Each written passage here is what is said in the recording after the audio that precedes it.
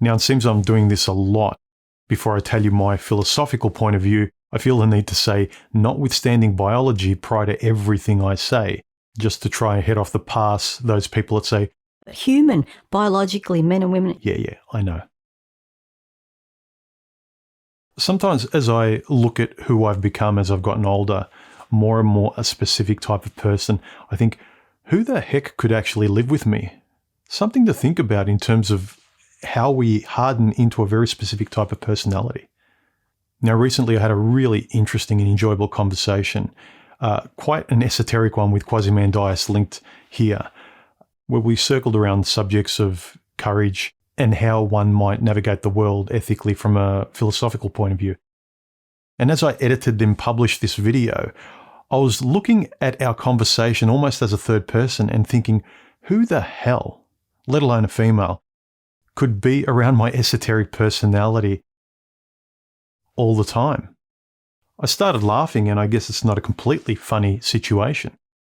But I was thinking about how as we get older, our ability to change or modify, I think from memory, neuroplasticity stops between 20 to 25 or something, let alone past that. I'm approaching 50. So one has to come to terms with not only finding like-minded friends, but how realistic is it to find your female snow leopard? To naturally relate to someone hand in glove becomes something that just drifts further and further over the horizon.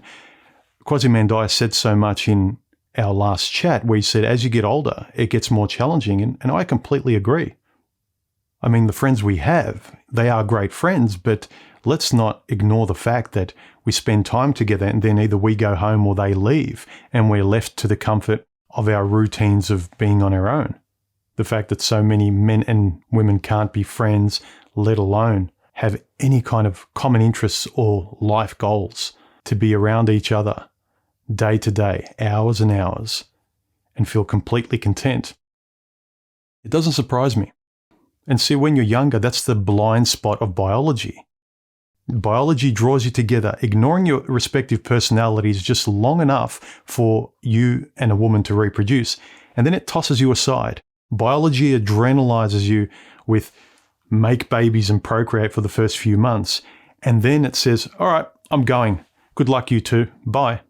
This is why I've been saying if you have any chance at all with the opposite sex in having some sort of long-term relationship, look for a friend. Especially in today's environment, you've got all chance otherwise.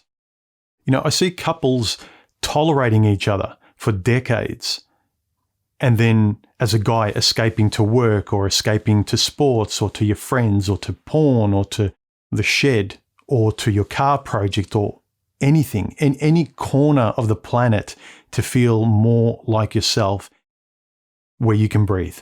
And as one gets older, it becomes crystal clear that sexual chemistry is secondary, tertiary, if not completely in the back seat or a distant memory, and a more meaningful values-based intimacy is about the only thing that will suffice. One's personality is just too hardened, and not hardened in a stubborn kind of way, but just hardened in a very, very specific way. Think about it. When you're in your late teens and early 20s, when you're kind of forging your way in the world, you don't know much, you haven't had really an inkling who you are, but you're forming it. If you find someone at that age, which is what historically happened, you could accommodate and respect each other enough through time because you've started to know yourselves as adults in tandem. But once you start knowing yourself as an adult, as a singular, it's extremely hard to find like-minded people in personality and values, whether it's platonic or romantic.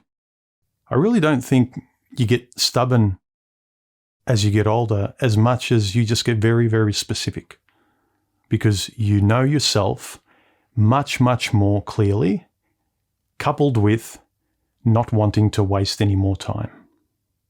And when I think about it, just look at the conversation I had with Quasimandias. I can't think of a female I know or have known that I could dive to such creative and philosophical depths. I mean, I fully agree with Coltrane as time goes on. I mean, you learn to compartmentalize, you know. I mean, I get intellectual depth from my male friends, and I get something else entirely from women. I understand completely a woman feeling alienated by the conversations I like to have. I mean, it's not just women, other guys feel the same way with me too. Finding like-minded guys that are simpatico with my interests and the conversations I love to have is hard enough without trying to find that grain of sand in the universe that is female. And this is what I think happens with a lot of couples. You know, the man's interest is somewhere here and a woman's interest is somewhere there, and they regress and they neutralize themselves in the middle so they can just tolerate each other.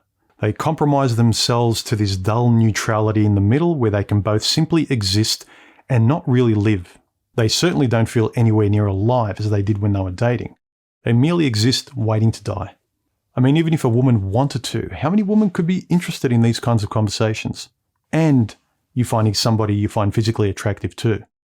I mean, I've had women pretend to be interested in my esoteric nonsense, just as I've pretended to be interested in their general nonsense, but it doesn't last for very long. Honeymoon period goes, everything's revealed. Look, maybe it's just me. I just can't relate as a cookie-cutter boyfriend. It needs to be something meaningful. There needs to be that sort of underlying friendship, that meaning in a platonic or a romantic relationship. In fact, any relationship in my life. But the older I get, honestly, I kind of keep thinking, like, who the heck could be with me? You get older, you harden, you become very specific, and it's almost impossible to find that hand in glove. Something to think about. As you get older, you become so specific a personality that life may at times feel lonely because you need someone very specific in your life, romantic or otherwise. Let me know your thoughts below. And please hit subscribe, hit the bell and select all. Helps YouTube share my videos around properly, and share my videos around, please. Give me a thumbs up if you enjoyed this video, thumbs down if you didn't, comment, and if you want to say thanks, there are donation options below. Thanks to all the guys who have donated this month and continue to support me through Patreon or PayPal. I really appreciate it, guys. I'll talk to you soon. Bye.